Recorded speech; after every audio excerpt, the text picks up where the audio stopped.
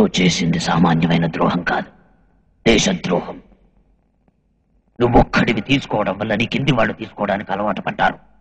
అదేవిధంగా మున్సిపాలిటీలు, పంచాయతీలు, క్రయం, విక్రయం, వ్యవసాయం, విద్యుత్ శక్తి, విద్య, వివాహం, వృత్తి అన్నిట్లో లంచాలు మరికి దేశాన్ని ఎదగనివ్వకుండా ప్రగతి శూన్యం చేస్తున్నారు. గాలి కాలుష్యం, నేల కాలుష్యం, నీరు కాలుష్యం, సహజ సంపదలు సమృద్ధిగా ఉన్న ఈ దేశాన్ని అడుక్కు తినే దశకు దిగదార్చారు. దేశాన్ని తాకట్టు పెట్టి వ్యాపారాలు చేస్తున్నారు. పక్కనున్న చిన్న చిన్న దీవులన్నీ అద్భుతంగా పురోగమిస్తున్నాయి. ఎందుకని? ఎలా? అక్కడ లంచం లేదు. ఉంది ఉంది.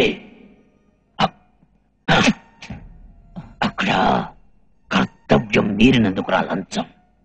ఇక్కడ కర్తవ్య నిర్వహణకు లంచం, రేషన్ కార్డుకు లంచం, పిల్లల్ని స్కూల్లో చేర్చడానికి లంచం, రైల్వే టికెట్లకు లంచం, రైతుకు రుణం కావాలంటే లంచం, పుట్టినప్పటి నుంచి చచ్చేంత వరకు ప్రసూతి కేంద్రం నుంచి శ్మశానం వరకు లంచం లంచం లంచం లంచం.